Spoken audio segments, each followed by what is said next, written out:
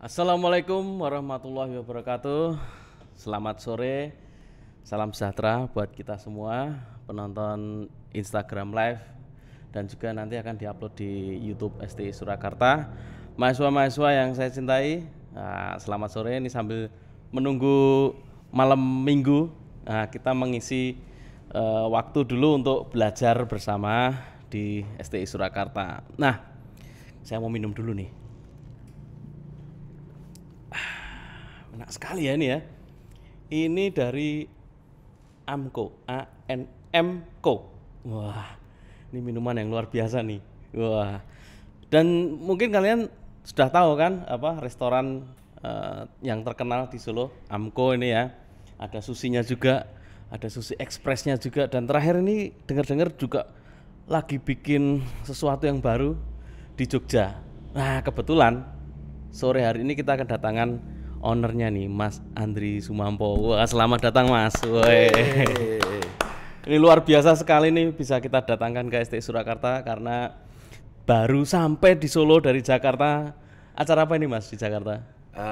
Terima kasih sebelumnya Mas Ganjar sudah mengundang saya di STI di sini, sangat hormat sekali.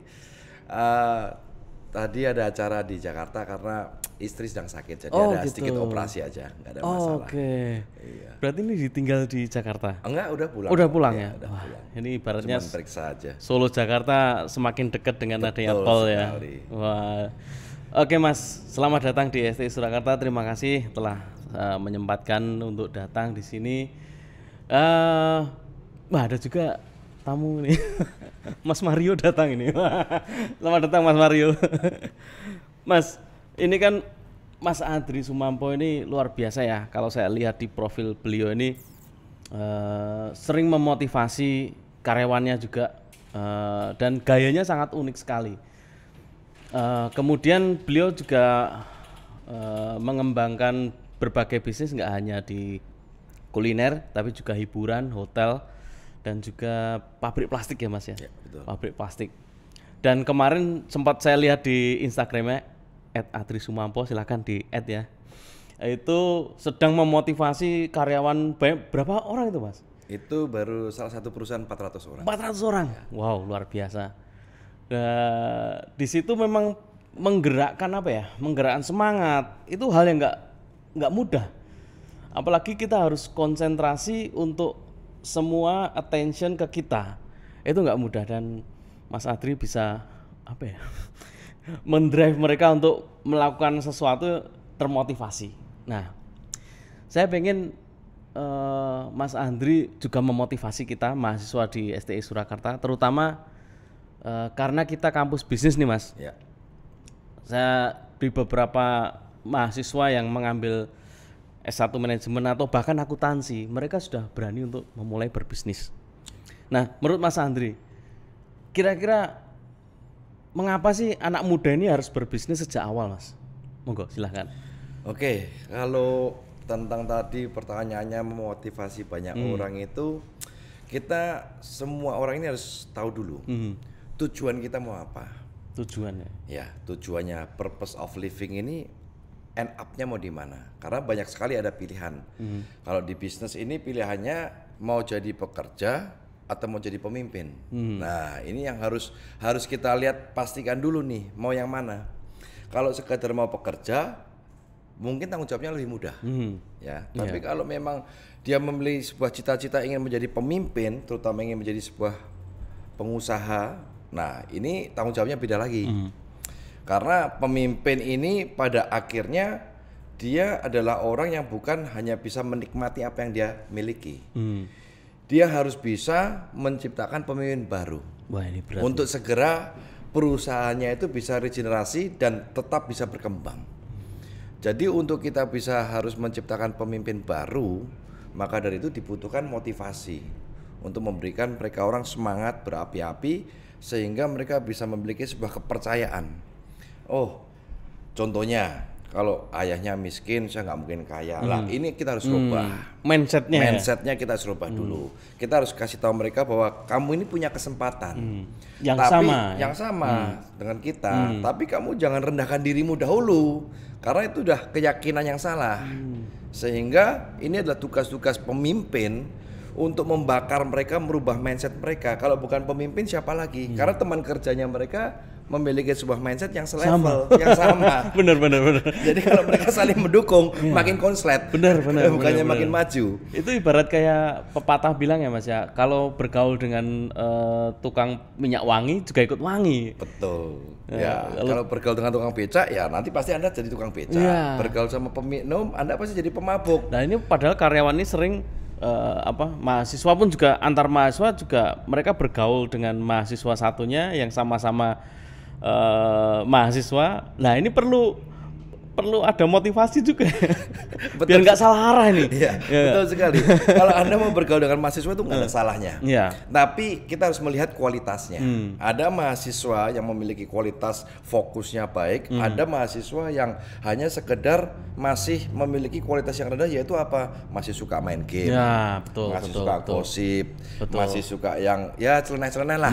Menunda betul. pekerjaan. Belum serius. Betul. Belum serius. Apalagi kalau mahasiswa di sini, mohon maaf ya, orang tuanya mencukupi semuanya. Nah, ini kan tidak menjadikan mereka orang jadi serius.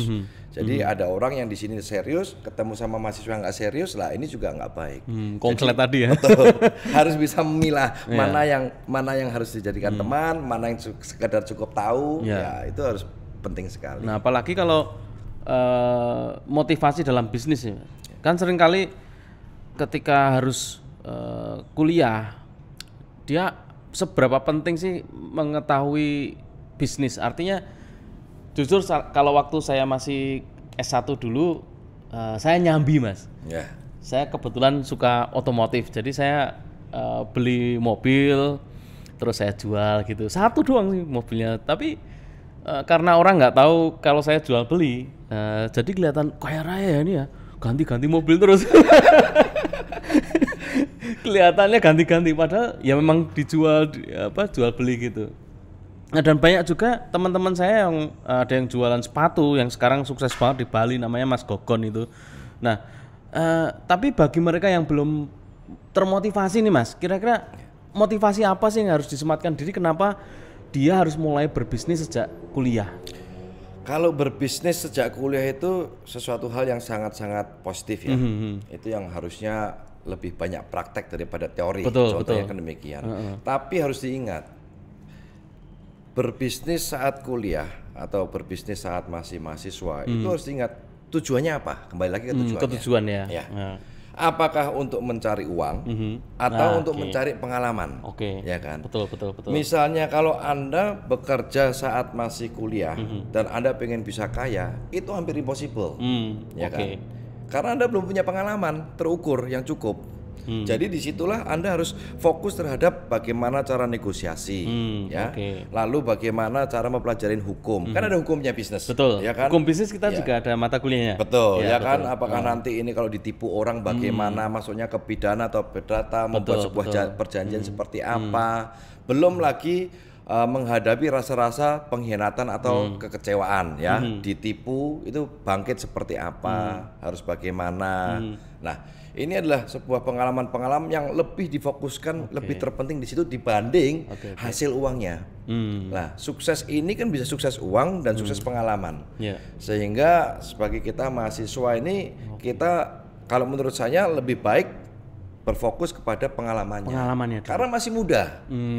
Ya, masih muda. Jadi nanti kalau Anda pun gagal, nggak apa-apa, gagal sendiri. Betul. Dibanding nanti kalau sudah punya keluarga, punya anak, punya istri, masuk jurang bareng-bareng. Nah, ya kan? Jangan. Dosa besar ya. Kalau mau masuk jurang sendiri aja. Jangan ajak-ajak dulu. Betul. Maka dari itu pengalaman masa dini waktu masih kuliah ini betul-betul jemputlah gagalnya sebanyak-banyaknya. Jangan lihat uangnya. Uangnya nanti dulu. Karena kalau nanti sudah gagalnya sudah cukup, nanti uangnya akan datang. Nah, pengalaman. Kegagalan jadi pengalaman ya. Betul sekali. Ini apa ya? Saya kira penting sekali ya, karena tujuan ini kadang mahasiswa pun masuk ke kampus belum punya tujuan ini. Karena apa? By accident, kuliah by accident. Banyak sekali orang yang kuliah ini karena orang tua. Betul. Ya kan? Karpe orang tua. Ya, dipaksa orang tua, Dipaksa orang tua. ya kan? Kalau enggak nanti kalau kamu apalagi ajaran dari orang tua kita ini kan nanti kalau kamu sekolahnya nggak tinggi, kamu nanti nggak dapat pekerjaan. Iya betul. Kalau nggak sarjana, nggak kerja. Nah ini kan otomatis, mohon maaf ya, otomatis ini kan sebuah kutukan dari orang tua. Betul, betul. Harusnya kan dibalik mindsetnya.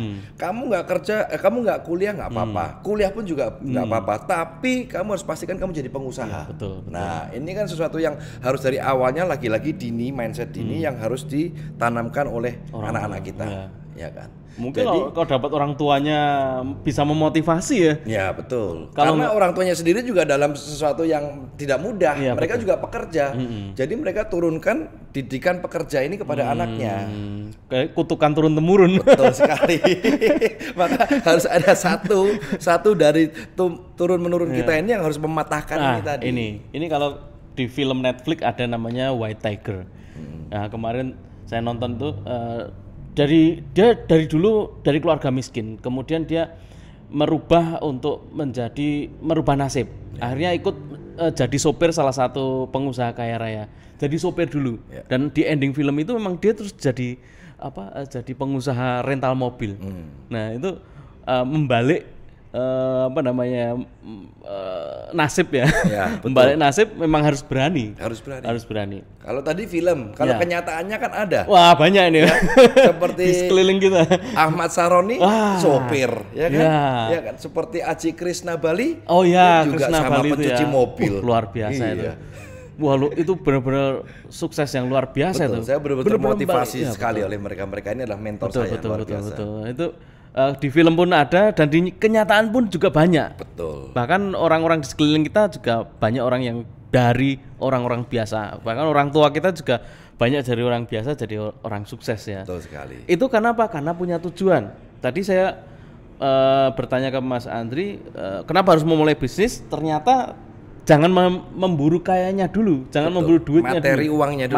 Uangnya dulu, tapi pengalamannya itu loh. Betul sekali. Pengalamannya ditipu. Ya.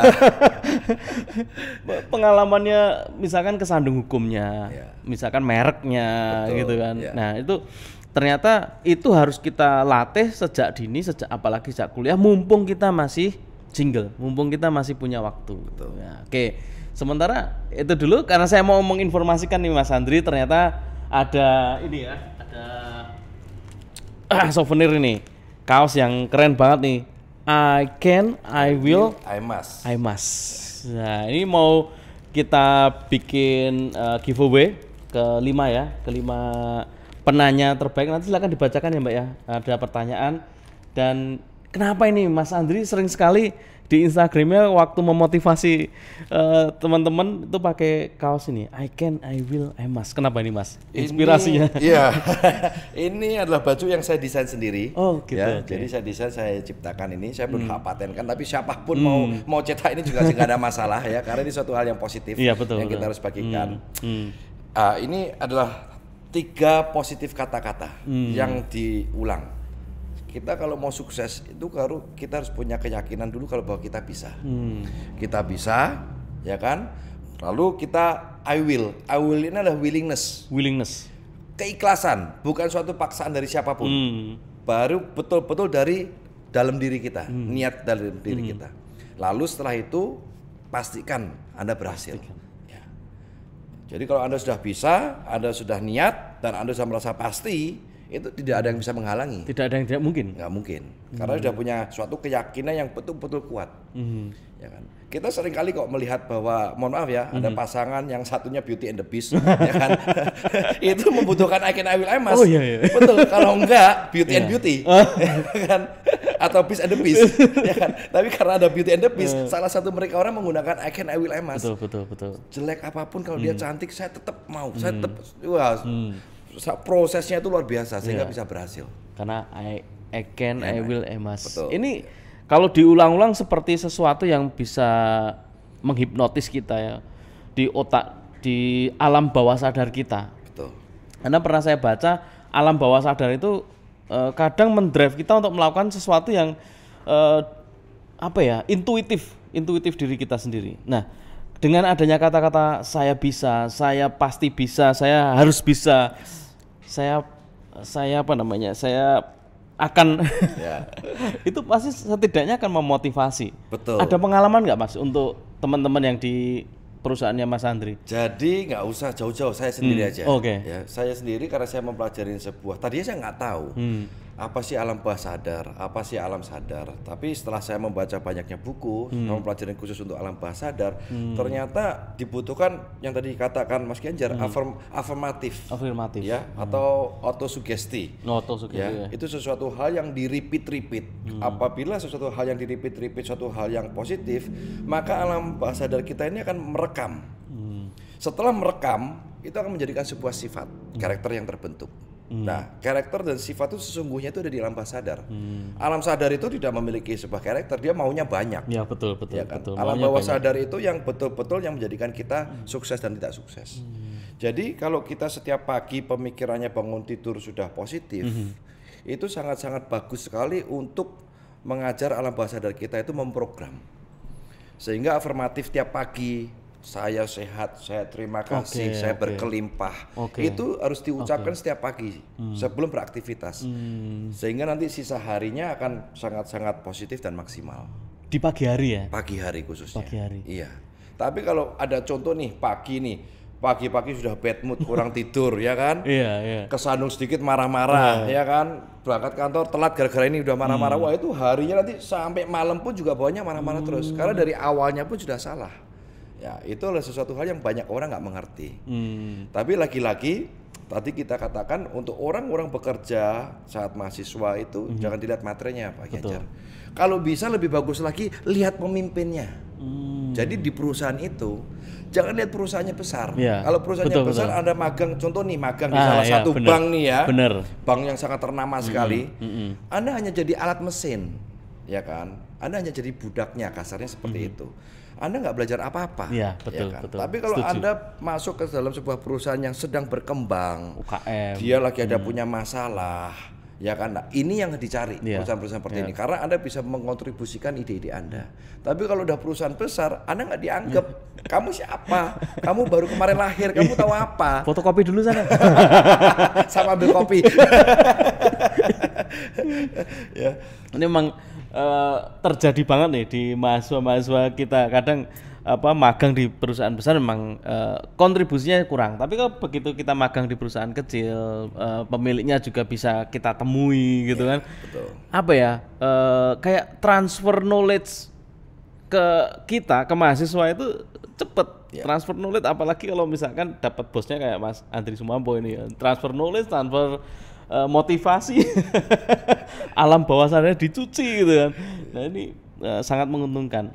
Nah apalagi mengenai bisnis ya, tadi mahasiswa kenapa harus berbisnis sejak awal, karena memang jangan memburu uangnya. Ya, betul. Jangan memburu uangnya, tapi memburu pengalamannya. Pengalaman ditipu lebih bagus ketika kamu masih kuliah daripada sudah punya anak istri. Betul sekali. Masuk jurang bareng ya.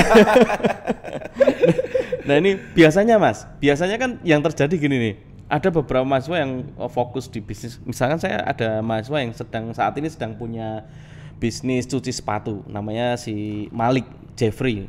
Nah mungkin dia nonton juga nih. Kadangkala beberapa waktu WA saya, Pak, saya sedang mengembangkan produk ini, bagus, oke, semangat. Waktu itu pernah saya marahin tuh gara-gara nyontek.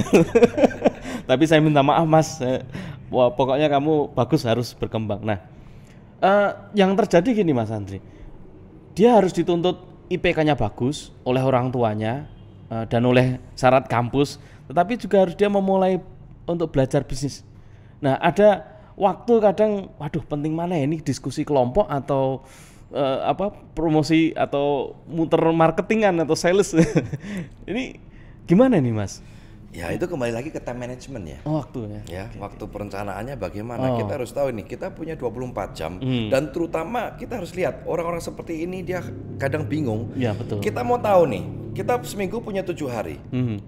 Anda ada liburnya nggak?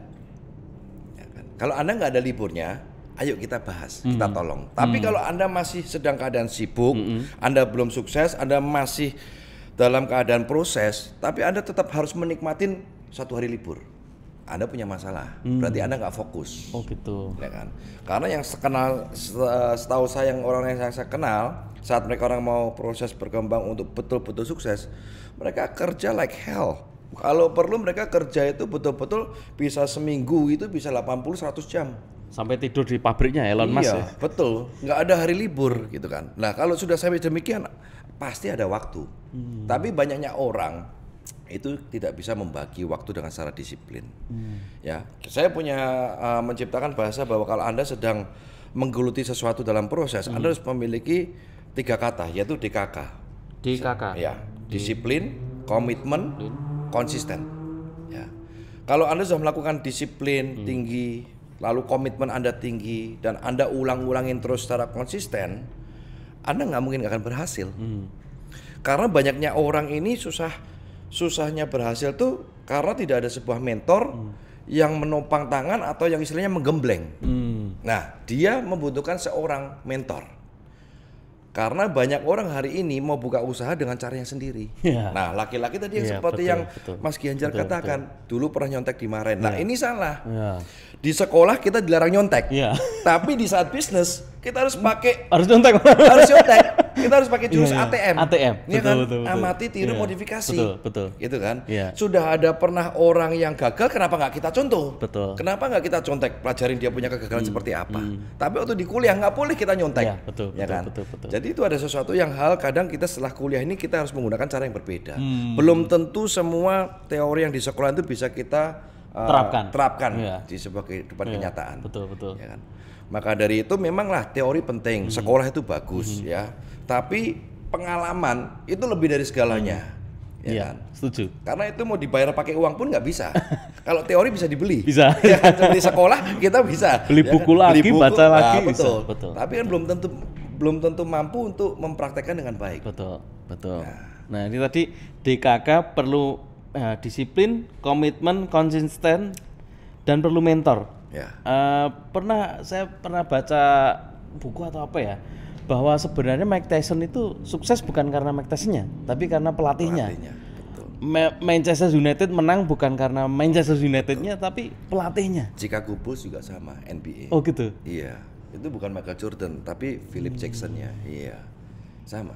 Jadi dia harus memiliki sebuah mentor, maupun Kobe Bryant sama. Dia tidak mengakui bahwa dirinya hebat, tapi dirinya pekerja keras, betul-betul pekerja keras. Saatnya temannya harus acara keluarga, dia tetap latihan, karena dia fokus. Dia tahu dia benar-benar DKK yang sangat tinggi sekali. Jadi maka dari itu dia menjadi mentornya Kobe, Michael Jordan.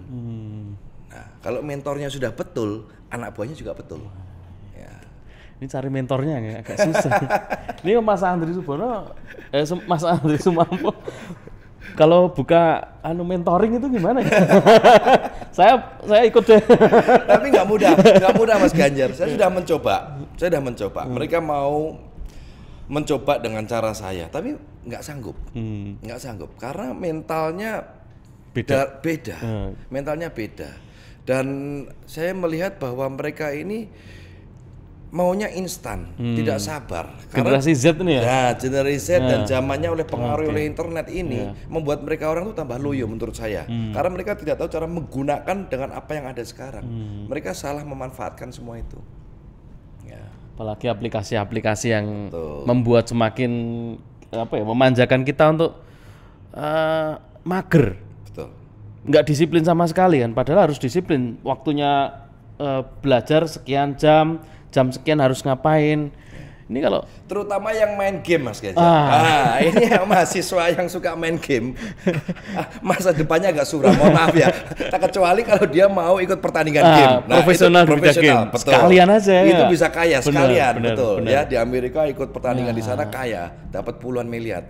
Tapi kalau di sini sekali-sekali Anda belum sukses, Anda menghabiskan waktu yang sangat mahal untuk bermain game, Anda Anda memberikan sebuah sumbangan kepada orang yang menciptakan game yang lebih kaya dan Anda dimiskinkan. Itu sangat-sangat Jadi penggunanya doang. betul sekali, sangat fatal itu. Jadi kalau mau main game sekalian profesional. Sekalian. Misalkan suka sulap ya sekalian profesional. Betul sekali. Jadi jangan setengah-setengah. Tapi kita tetap harus punya mentor ini. Mungkin kita mentor kan nggak harus dosen ya. Dosen di waktu di kelas kita bisa tanya jawab atau di WA kita bisa tanya jawab. Tapi juga kita harus mencari mentor. Seperti yang Mas Andri katakan tadi, dari orang yang gagal. Kan sering orang cari mentor yang berhasil. Mungkin yang dari yang gagal ini juga harus kita ambil hikmahnya. Kenapa dia gagal? Apakah dalam menetapkan harganya terlalu mahal atau kemasannya kurang bagus atau apa? Ini juga suatu mentor kita. Dan mentor ini nggak harus ini ya Mas ya, nggak harus setiap saat ketemu kan. Betul. Dari buku juga bisa. Apalagi sekarang YouTube Mas. Betul. Bagi saya katakan itu mentor pasif. Mentor pasif. Ya betul, mentor pasif. Itu satu one way ya. Oh ya, benar. Kalau aktif kan bisa two way. Ya, harus ada yang aktif juga sebenarnya. Harus ada aktif. Tapi hari ini yang pasif banyak sekali, tapi nggak banyak yang memanfaatkan. Oke. Itu masalahnya. Kadang saya itu sering tuh, kalau Mas Genjer bilang mentor yang belum sukses itu betul. Kadang saya tukang parkir, itu saya ajak bicara. Udah tua, saya ajak bicara, saya mau tahu hidup dia kok jadi seperti ini karena apa. Biar kesalahan itu nggak saya kerjakan, dan saya bisa tahu, oh kesalahanmu seperti ini, makanya kamu jadi tukang parkir. Ini juga salah satu mentor saya. Ya benar. Betul tadi yang dikatakan betul. Ya. Jadi ketika ketemu siapapun bisa jadi mentor kita. Bisa. Jadi kita ini mau mentor apa? Kalau kita mau mentor istilahnya bisnis ya cari mentor bisnis. Kita mau cari mentor agama ya cari orang yang beragama ya. Jadi mentor tuh banyak sekali jenisnya. Silahkan diminum dulu Mas. Ini sponsor, bukan sponsor ya. Ini memang kebetulan kita beli minuman kopi nih ya, kopi nih Mbak tadi ya. Sudah berapa lama nih Mas? Nyebutnya Amco apa ANMco? ANMco, tapi karena susah jadi Amco. Ya kan? Banyak orang tanya ini apa ini saya bilang ini kepanjangannya itu Allah memberkati. Allah memberkati. Wah, luar biasa. Ini sudah berapa lama nih Mas di Solo? Apa? Amco ya. Saya ini adalah pertama kali kuliner saya. Yang dikatakan orang gila saat itu. Kenapa Mas? Karena nggak punya pengalaman. Di bidang kuliner? Di bidang kuliner, saya nggak bisa masak. Tadinya plastik gitu ya? Tadinya di plastik. Ya, saya nggak bisa masak. Saya paling bagus masak super mie lah. Itu udah paling top. Saya masak air gosong. Terus jadi ini masuk ke kuliner 7 tahun yang lalu itu saya pulang, saya membesarkan semua aset-aset perusahaan ayah saya. Terus saya melihat ada beberapa aset yang tidak digunakan, sehingga saya memiliki sebuah tanggung jawab. Ini kok sayang, karena kalau orang tua kita dulu tuh hanya bisa beli. Betul. Mereka namanya investasi. Betul. Betul. Menurut saya itu bukan investasi. Kalau kamu sudah membeli sebuah tanah, harus dioperasionalkan. Dia harus bisa produktif meng-create uang. Baru itu namanya investasi. Ya kan? Tapi kalau cuma hanya beli tanah ditaruhkan terus ditunggu tanahnya nanti naik, itu menurut saya ya kamu kurang kerjaan. Uangnya kebanyakan. Udah nggak butuh lagi, udah bingung ya kan. Nah, menurut saya tersebut. Nah, saya belum waktunya untuk membeli tanah terus disalehke, dibiarkan itu belum. Jadi saya untuk itu saya melihat nih, saya daftarkan aset-aset ayah saya yang saya harus produktifkan. Salah satunya yang di sini. Oke. Ya, kan? Ya, terus saya bikin sebuah restoran yang dikatakan orang gila, sangat luas sekali. Yang tidak memiliki sebuah pengalaman, dan itu gagal 4 tahun rugi. 4 tahun rugi. Jadi kalau kita berbisnis baru 1 tahun rugi itu terus berhenti gimana? Kan biasa kita, waduh, kayaknya sudah setahun rugi terus ya sudah. Untuk kita persiapan, Mas Ganjar, kita harus tahu sukses itu harus diuji selama 10 tahun. 10 tahun. Di bawah 10 tahun Anda belum bisa mengatakan sukses. Ya kan? Karena kalau sudah 10 tahun, mana aja perusahaan mana aja, mau Alibaba, mau Elon Musk, mau Tokopedia, mereka melewati 10 tahun. Tidak ada yang di bawah 10. Di bawah 10 itu masih dalam ujian. Ya kan? Karena belum lagi nanti yang OKB. Ya kan? OKB itu di bawah 10. Tapi kalau di atas 10 mereka udah nggak lagi. Udah biasa gitu. Mereka bisa menyesuaikan. Ya kan? Biasanya itu OKB itu tahun pertama, tahun ketiga sukses, wah langsung udah konsumtif. Mulai konsumtif. Konsumtifnya luar biasa, sehingga nanti tahun 5, tahun 6 diturunkan lagi. jadi miskin lagi. Jadi harus 10 tahun itu kalau perlu gagal 10 tahun nggak apa-apa. Jadi waktu itu restoran itu saya sudah mengetahui, tinggal masih 4 kok, baru 4 kok saya bilang gitu. Jadi udahan ya, udah 10 tahun deh. Belum 10 kok, saya mikirnya begitu. Belum 10 berarti belum parah, gitu loh. Jadi waktu itu saya bilang, masih 4 masih oke lah, saya masih ada kesempatan untuk sukses. Ternyata betul, tahun kelima kita ganti rubah konsep, ternyata sukses. Berubah konsep itu ya. Ya. Tapi waktu kuliah, Mas Andri kuliah di... Kalau tentang edukasi saya ini SD nggak lulus Mas, nggak tamat. Apa ya? Iya, jadi biasanya orang itu lulus 6 tahun, saya 9 tahun. Itu pun nggak lulus. Jadi nggak naik kelas 3 kali. Oke. Kelas 1 SD nggak naik kelas, kelas 5 nggak naik kelas, kelas 6 nggak naik kelas. Jadi saya ngulang-ngulang, jadi teman saya banyak. Jadi kalau rumah itu fondasinya harus kuat Mas. Iya. Ini sama dengannya seperti itu. Tapi fondasinya kita kuatkan dulu. Pengalamannya melebihi edukasi. Betul. Kalau di pendidikan kan ada dokter HC honoris clausa, itu setara dengan doktor, setara menempuh kuliah sekian puluh tahun kan. Ini disetarakan. Sebenarnya memang bagus juga, ada bagusnya ketika pendidikan itu diekuivalenkan dengan pengalaman. Dan kadang kita mikirnya cuma punya pendidikan tapi pengalaman nol. Tapi saya sendiri sudah kuliah sampai di Amerika 4 tahun, ambil jurusan marketing dan bisnis administrasi. Itu pun menurut saya juga nggak begitu bermanfaat. Oh gitu. Ya, karena saya belajar dari sebuah negara yang sangat maju. Saya bawa pulang ke negara yang berkembang. Nggak klop. Ya, jadi agak sulit untuk dipraktekkan. Maka dari itu saya melihat bahwa memang betul orang-orang kalau mau sukses itu nggak ada hubungannya dengan pendidikan. Apalagi dengan gelar. Itu nggak ada hubungannya. Iya betul. Bisa Anda bisa sukses tanpa gelar bisa. Banyak. Ternyata udah ada gitu. Betul. Karena kadang gelar juga gelar-gelaran doang.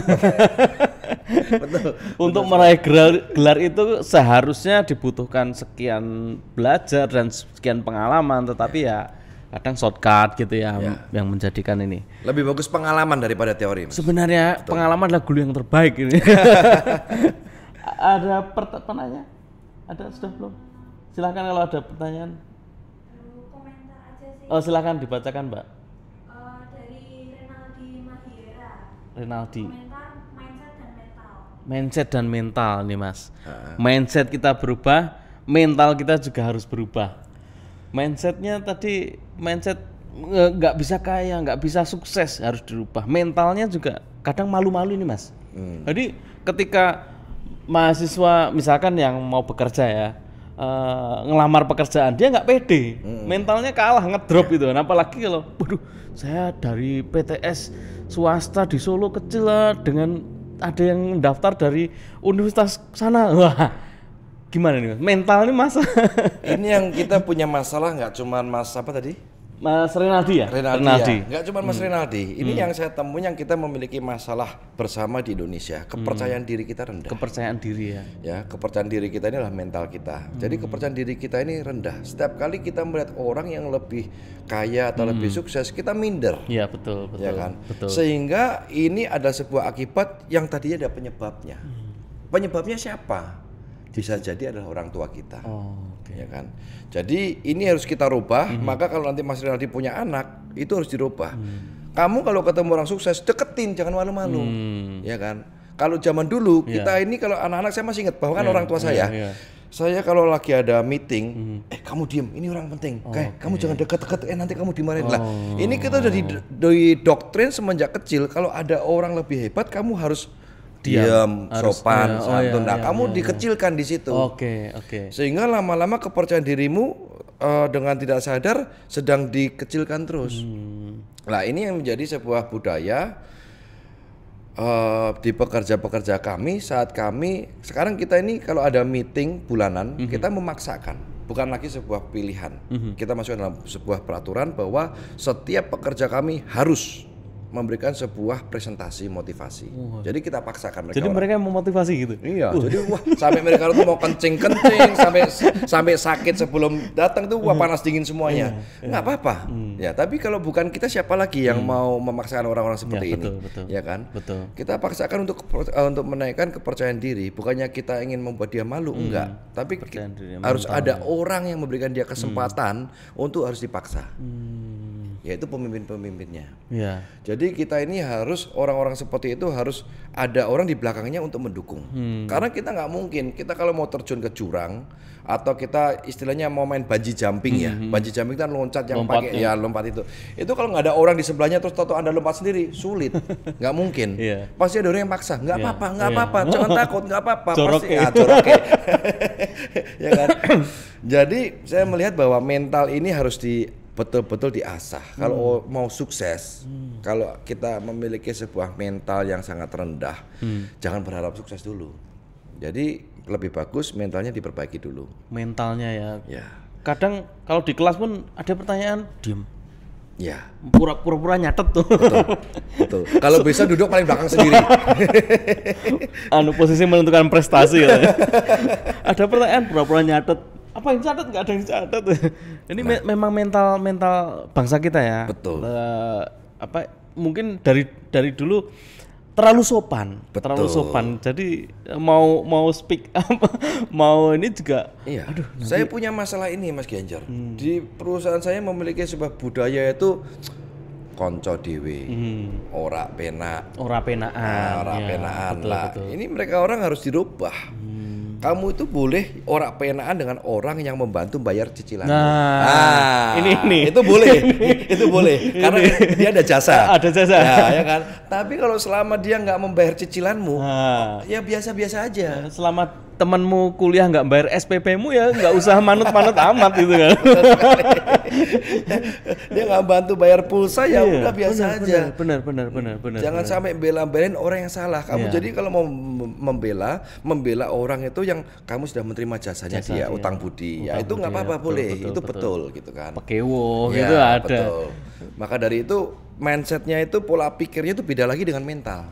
Jadi kalau mentalnya sudah baik, baru nanti pola pikirnya dibetulin. Mental dulu ya, mental dulu. Betul. Baru pola pikir kita dibenerin. Betul. Mindsetnya dibetulin. Oke. Ada lagi Mbak? Ada. Dari Mas Renaldi. Oh Mas Renaldi. Sama orangnya. Saya sudah punya bisnis digital. Gimana cara menentukan funneling untuk mendapatkan traffic? Funneling, bagaimana menggeret traffic? Bisnisnya apa ya ini ya? Digital marketing. Apa ya? Jasa marketing digital gitu ya mungkin ya? Oke.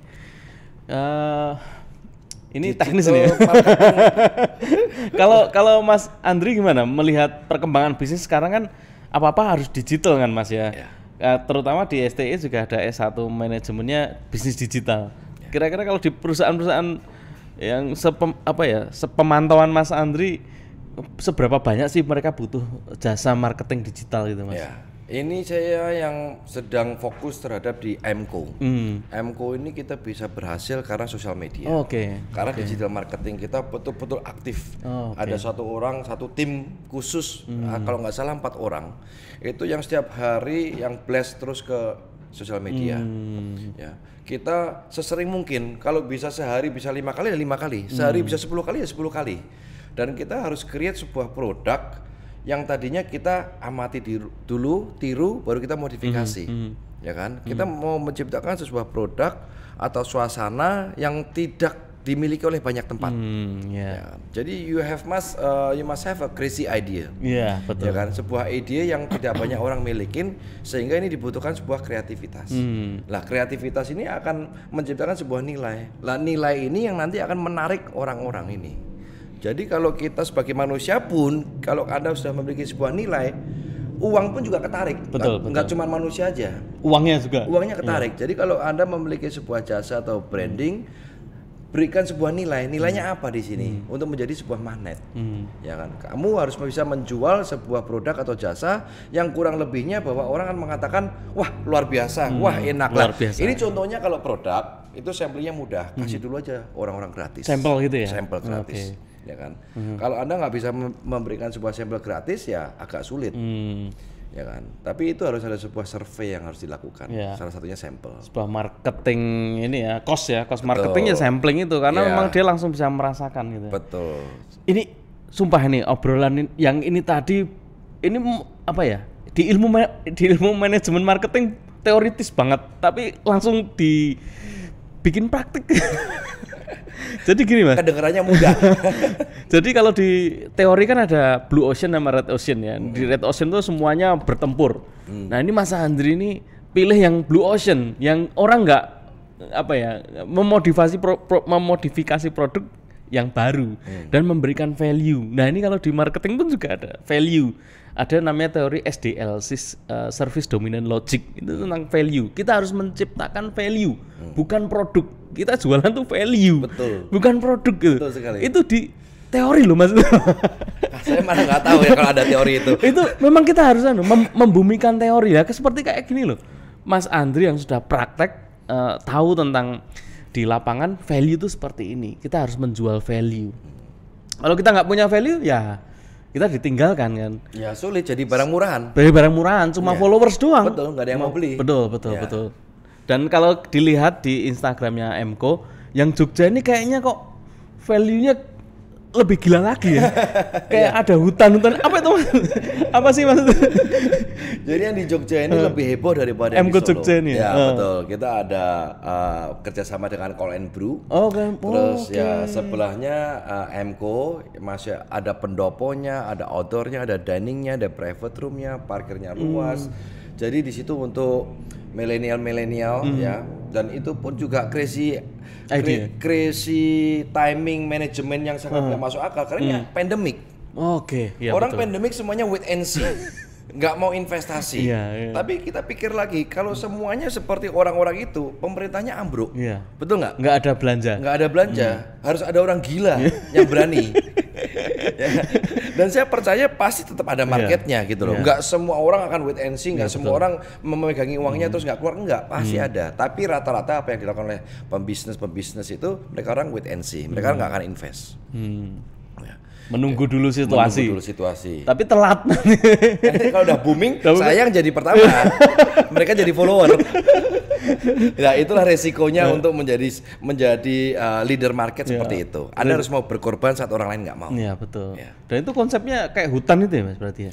Enggak, lebih modern, lebih pendopo, ada lebih Jawa lah, Jawa modern. Gitu sama Cool and Brew itu ya. Ya, Wah, Call and Brew-nya juga, Call and Brew yang paling kelihatannya paling termewah juga nanti. Oke. Sangat bagus sekali. Saya juga sering ke sana.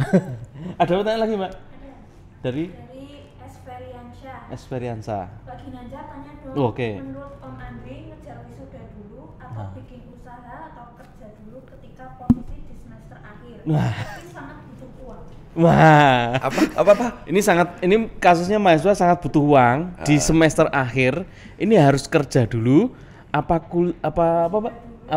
Nunggu wisuda dulu. Atau bikin usaha kerja dulu ketika posisi di semester akhir. Mau dia galau nih, butuh uang untuk wisuda dulu atau gimana menurut Mas Andri? Wah, ini pertanyaannya susah. Ya. Harus di-mentoring nih. Ini saya nggak kenal orangnya masalahnya, ya kan?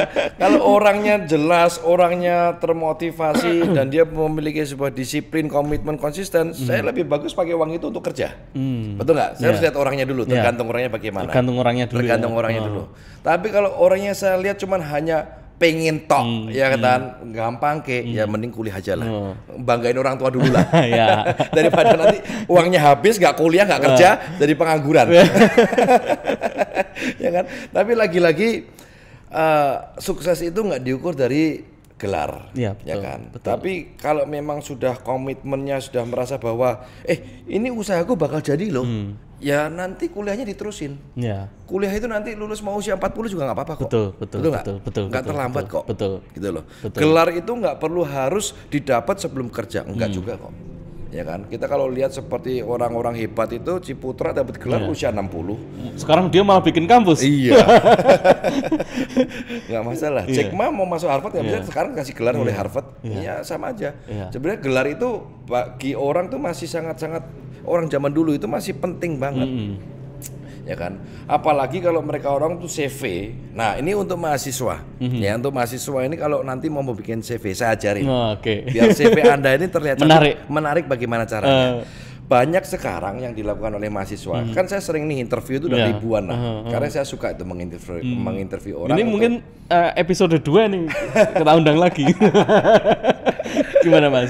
Ya, jadi kalau kalian ingin membuat sebuah CV, jangan sekali-sekali mengira bahwa dengan banyaknya pengalaman Anda merasa hebat.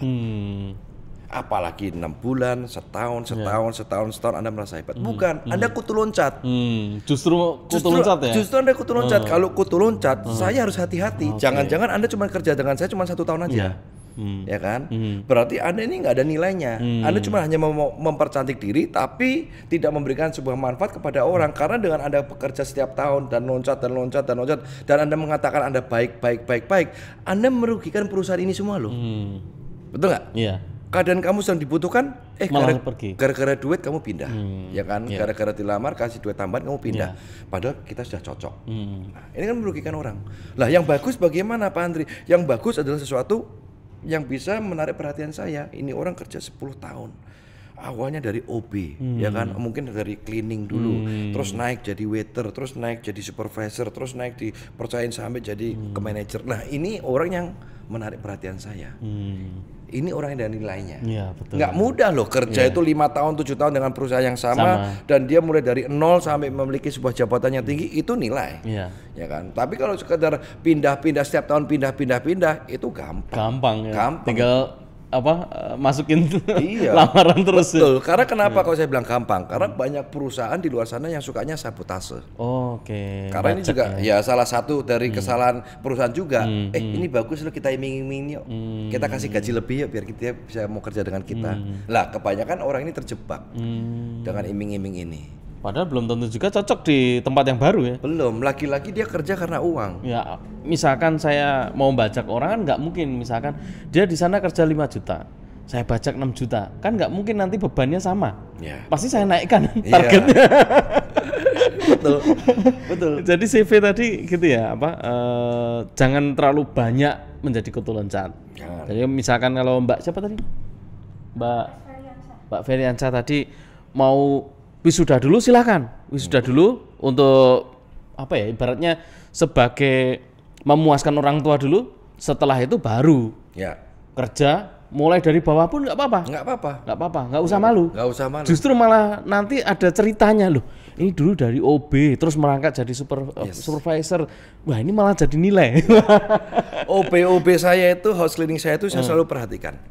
Karena ini adalah orang-orang yang saya mau lihat dia sudah pasrah atau dia masih mau berjuang. Kalau dia mau berjuang, kita perjuangkan sama-sama. Tapi kalau udah pasrah ya kita biarin, nggak apa-apa. Udah mentalnya udah habis gitu ya. Oke. Ada lagi Mbak? Ada. Dari Indah Indun. Saya ingin memulai bisnis, tapi mentalnya takut rugi. Gimana merubah pikiran kita ini tadi berwirausaha? Harus seperti apa biar kita berani memulai dulu? Nah, malah harus rugi ya tadi pas Andri bilang harus rugi dulu. Aduh. Tapi meminimalkan rugi bisa ya, misalkan nggak usah buka toko dulu, lewat online dulu gitu kan, bisa ya Mas ya. Nggak usah beli barang dulu, lewat doorstep dulu kan bisa. Jadi gini, ini pertanyaan yang dikatakan semua staf saya, Pak, kita sudah tabung, Bapak sudah mengajarkan kami seperti ini, kita mau buka usaha, tapi kok kita mau melangkah kok takut ya, Pak? Kita kok takut rugi ya. Saya bilang, loh, kamu itu kalau mau jadi seorang bisnis pengusaha, kamu harus rugi. Kamu harus tahu rasa rugi seperti apa. Kalau kamu nggak bisa ngerasain rugi seperti apa, jangan jadi pengusaha.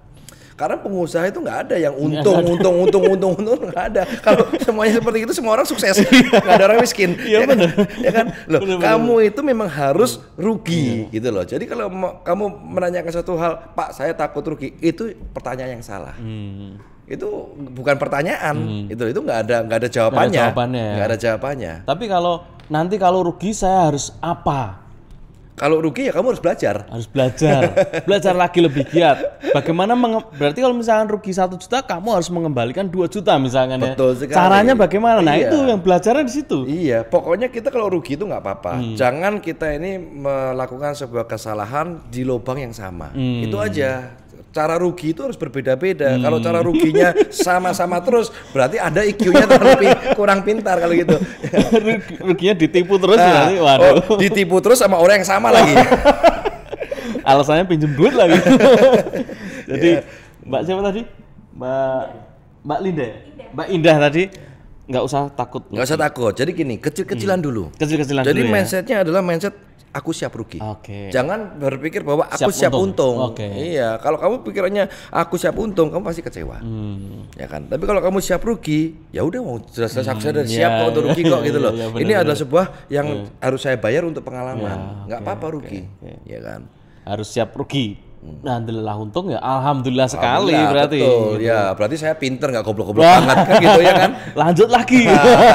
Tambah modal lagi. Tambah modal lagi. Gitu. Nanti kalau semakin terasa, kamu sudah nggak perlu modal lagi karena dari bank itu kita sudah bankable. Betul. Tinggal banyak kok bank itu sampai nawarin pinjaman tuh sampai, waduh. UMKM khususnya tanpa Kur ya. kok, iya, Nah, nggak itu. ada jaminan kok. Asal dalam perjalanan kamu belajar berbisnis itu pembukuannya harus Betul. ada. Yes. Jangan sampai nggak ada, nanti nggak bankable. Maka lagi-lagi waktu Anda mau buka sebuah usaha itu harus rapi. Betul. Lalu harus ditambahkan sebuah nilainya. Kenapa? Perusahaan ini kalau udah ada nilainya itu bisa seakan-akan dijualkan ke bank. Dalam arti bukan dijual ya, bisa dianggunkan ke bank menjadi sebuah jaminan. Jadi kalau bank ini nanti bank UMKM khususnya dengan programnya Pak Jokowi, dia akan melihat perusahaan kamu ini kalau saya kasih uang sebenarnya layak nggak? Nah, kan begitu. Secara kelayakannya. Ya, kelayakannya itu kan dinilai sebuah dari nilaimu yang apa yang kamu berikan terhadap perusahaan ini. Ya kan? Kalau kelihatannya bagus, keuntungannya besar, prospeknya bagus, pasti Anda didukung. Iya, jadi jangan berpikir bahwa saya ini mau kaya tapi nggak punya modal. Aduh, itu sudah nggak zaman. Modal banyak jalan. Modal banyak jalan. Masalahnya Anda nggak mau kerja. Anda maunya minta. Cari yang orang yang bekerja aja, duit akan mencari kamu. Wah, gitu Mbak Linda. Ada lagi Mbak? Ada lagi, 2 lagi mungkin ya. Wah, ini Mas Andris keburu ada jadwal mana nih? Dari Sinta Anggraini. Jika dalam memecahkan beberapa masalah dalam berbisnis selalu menggunakan solusi yang sama, atau apakah kita cukup bersemangat dan antusias dalam menerapkan ide-ide baru? Apakah harus semangat terus menerapkan ide baru? Apakah harus bersemangat dan antusias untuk mengatasi masalah ya? Apakah dengan sistem yang sama, dengan solusi yang sama, dengan masalah yang sama, atau ada ide baru? Untuk mengatasi sebuah masalah. Oke, saya nggak tahu. Kalau kita ini kalau seorang pemimpin, masalah itu kita lihat sebagai tantangan. Tantangan ya. Ya, we don't see it as a problem. Ya, we always think that is a challenging. Ya kan, problem itu bagus karena itu yang akan mendewasakan kita. Itu akan yang mengasah kita, itu yang akan membuat otak kita berpikir. Kalau nggak ada masalah, otak kita nggak akan mau berpikir. Maka dari itu kalau saat kita punya masalah, ini adalah sesuatu hal yang, wih asik loh, ya kan. Jangan dilihat negatifnya, wih nggak enak, enggak, wih asik loh, ya kan. Terus saya harus gimana nih, ya kan. Saya mau gunakan cara yang seperti apa nih. Saya pernah nggak pengalaman ini terjadi dengan saya? Apakah saya akan menggunakan sebuah cara yang sama atau cara berbeda? Kalau berbeda, cari mentor, tanyakan orang. Pernah nggak kamu punya masalah seperti ini? Oh, kamu pernah. Terus solusinya bagaimana? Berhasil nggak? Oh, berhasil. Oh, gimana? Tolong ajarkan ke saya. Nah, itu salah satu untuk bagaimana kita deal with the solution problem ya. Jadi kita ini kadang kebanyakan dari kita kalau saat punya masalah, kita maunya sok jadi pahlawan, merasa bahwa ini kok coroku bener. Nah, nyatanya belum tentu, karena masalah yang ada itu di dunia ini sudah ada dari dulu sebenarnya. Cuman kita nggak tahu orang siapa yang udah pernah memiliki masalah ini. Pernah dapat masalah serupa ini ya. Betul sekali. Jadi ini bukan masalah baru, tapi bagi orang yang nggak tahu menjadi hal yang baru. Betul. Berarti memang harus kita mencari orang yang sudah pernah dapat masalah ini. Betul. Mungkin kalau mahasiswa yang punya bisnis bisa bikin satu grup gitu ya, sharing pengalaman. Betul. Jadi sharing, kamu pernah gini nggak menghadapi masalah karyawan yang meloncat ke perusahaan lain?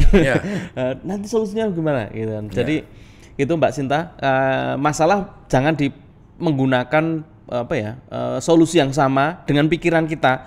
Coba kita melihat dari pikiran orang lain. Betul. Yang apalagi yang sudah memiliki pengalaman pernah mengalami masalah tersebut. Ya. Satu lagi dari Arif Rizky Saputra. Arif Rizky. Bagaimana cara agar tetap konsisten menjalani bisnis walaupun bisnis itu sedang turun? DKK ya. Disiplin, komitmen konsisten. Ini konsisten tuh yang susah. Ya.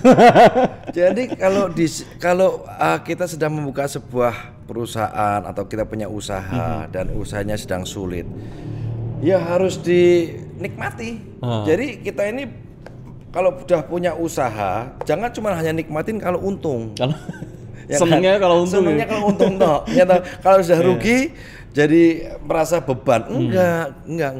Saat kita usaha kita saat rugi atau saat tidak begitu bagus, disitulah waktunya bahwa Anda sedang terlalu menikmati. Itu adalah sebagai ukuran untuk Anda sebagai topangan. Perusahaan Anda ini sedang bicara, Andri, perusahaanmu sedang nggak baik. Berarti ada sesuatu yang kamu terlalu santai, nggak fokus. Kamu harus mengerjakan PR-mu. Coba dong cari dong apa yang di situ yang harus kamu perbaikin, ya kan? Yang kurang apa ini? Kok bisa menjadikan sebuah akibat seperti ini? Pasti ada penyebabnya. Itu kita harus bersyukur daripada toto tutup. Okay. Iya. Jadi kalau kita ada kesempatan untuk kita di slow down, itu ada sebagai rezeki menurut saya. Bukan sebagai masalah, ya kan? Mungkin ada orangnya manajernya sudah terlalu enak di situ nggak bekerja, mungkin ada karyawan yang mencuri. Nah, itu harus kita amati betul. Jangan melihat sesuatu negatif itu yang negatif. Pasti negatif. Belum tentu. Kayak pandemi ini kan. Betul. Tahu-tahu semuanya harus. Yes. Pandemi ini kalau saya bilang bukan sebuah sesuatu yang tiba-tiba ada atau kebetulan, enggak. Menurut saya ini Tuhan lagi marah. Karena kalian ini banyak bicara. Sumpeli aja mulutnya. Sumpeli masker. Sudah dikatain kan harus banyak mendengar. Ya kan? Nah, kita ini kan banyak gosip lah, banyak fitnah lah, banyak hoax lah. Di era di era internet ini semakin informasi terlalu banyak. Betul. Kita tiap pagi, tiap hari. Ya, kalau kita lihat netizen kita, netizen yang paling tidak sopan katanya, Mas. Nggak produktif sama dibandingkan yang produktif. Ya kan angkanya kan jonjing. Iya, betul. Yang positif mungkin 10%, yang 90% ini udah nggak jelas ngomong apa semuanya. Ya kan? Itu sudah terbukti gitu loh. Bahwa Indonesia ini memang memiliki sebuah mindset yang dikatakan Pak Jokowi revolusi mindset. Harus dibetulkan. Iya. Ini Mas Andri harus memulai nih menggerakkan dari Solo. Ya mungkin kita jadikan dosen tamu nanti untuk membakar anak-anak sebelum wisuda itu harus itu kan. Kalau sebelum wisuda kan terlalu lama ya waktu masuk itu. Ya belum. Kalau sesudah itu terlambat. Oke, terima kasih waktunya Mas Andri Sumambo. Sama-sama. Satu kata penutup nih buat mahasiswa yang sedang mengalami masalah dengan bisnisnya atau tadi takut dengan memulai. Silahkan Mas Andri. Oke. Untuk adik-adik saya, saat kita memiliki sebuah masalah atau peluang bisnis sedang tidak baik, jangan memiliki rasa tidak percaya diri atau patah semangat. Ingat, kita semua memiliki sebuah agama dan kita semua agama memiliki yang namanya Tuhan. Tuhan kita inilah Tuhan yang maha besar, maha kaya, maha pemaaf, maha segalanya. Jadi kita harus ingat, kalau Anda waktu ada masalah dan Anda putus asa, berarti Anda mengecilkan Tuhanmu. Anda nggak percaya bahwa ada penyertaan topang tangan di dalam hidupmu, Tuhan membantu di situ. Jadi Anda harus percaya apapun itu, tetap semangat. Karena Tuhanmu adalah Tuhan yang besar. Jadi Dia tidak akan membiarkan Anda begitu saja dengan penderitaanmu, tidak. Karena Dia akan selalu membantu dan menopang dan menggendong Anda. Terima kasih. Wah, luar biasa nih. Apapun yang kita usahakan, tetap semua berkat Tuhan kita. Betul. Wah. Betul. Nanti akan diundi di Instagramnya STI Surakarta pemenang giveaway I Can, I Will, I Must. Ini 5 pemenang. Juga jangan lupa follow akun Instagramnya Mas Andri Sumampo. Wah, dengan si apa Kenzo the Tiger. Tidak terasa sudah 1 jam. Terima kasih sudah menyimak obrolan kita sore ini dan nanti akan diupload di YouTube atau silahkan nanti bisa diulang lagi ditayangkan. Terima kasih, selamat sore. Assalamualaikum warahmatullahi wabarakatuh. Terima kasih Mas Ganjar. Terima kasih Mas Andri. Wah, seru nih.